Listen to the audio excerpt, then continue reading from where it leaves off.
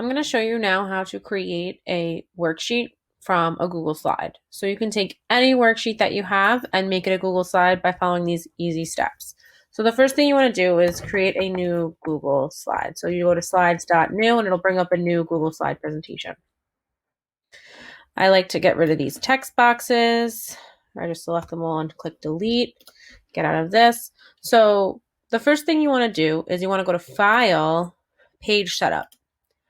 And you're going to change the size of your page so that it matches a standard piece of paper. So you click custom and you want to go 8.5 by 11, and that'll make it a portrait mode. If you were to type 11 by 8.5, it would do the landscape mode. So just keep that in mind when you're creating your custom worksheet.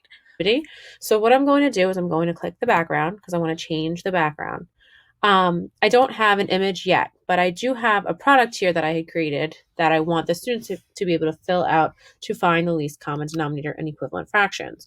So I'm going to take a screenshot. I'm on a Mac, so I'm going to click Command-Shift-4 so this pops up. I'm going to take my screenshot here like this. And when I swipe over, I'm just going to drag it and then upload it here. If you are not on a Mac or if you have another way of taking a screenshot, do it. And then just when you click choose image, you want to upload from your computer. So you'll just click browse and then look for the image that you just screenshotted or saved. When you click done, you'll see that now this is the background. So if a kid is solving the problem, they can't move the worksheet essentially. So you want them to be able to now fill stuff out with this worksheet essentially, right? So you're going to make a text box. You're going to click this text box button and then you can just drag the text box over.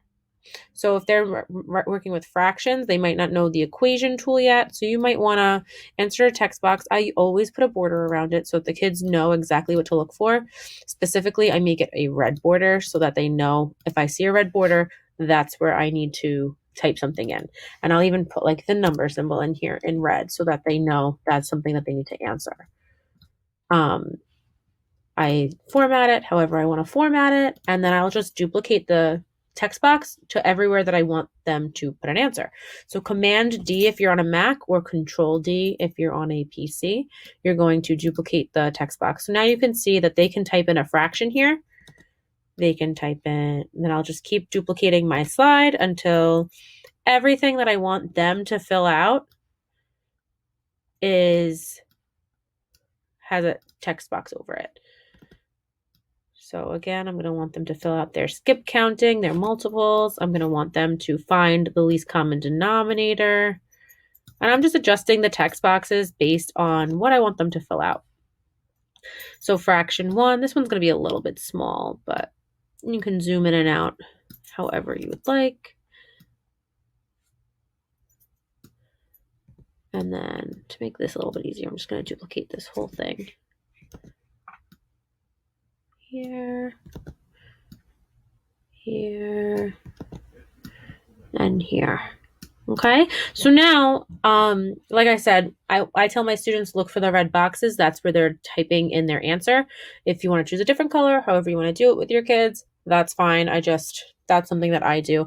And it makes it a little bit easier that they know, oh, I just have to double click this and I can just type in whatever number I need to type in. Okay, something to be mindful of when you're creating these digital worksheets is your share settings. So you're going to want to click the share button up here and you want to, well, we'll title our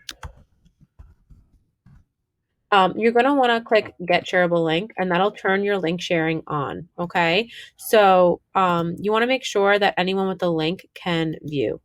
And then this way, when you assign the worksheet, the digital worksheet on Google Classroom, you'll click make a copy for each student. And then that will allow them to have their own copy to fill in the worksheet.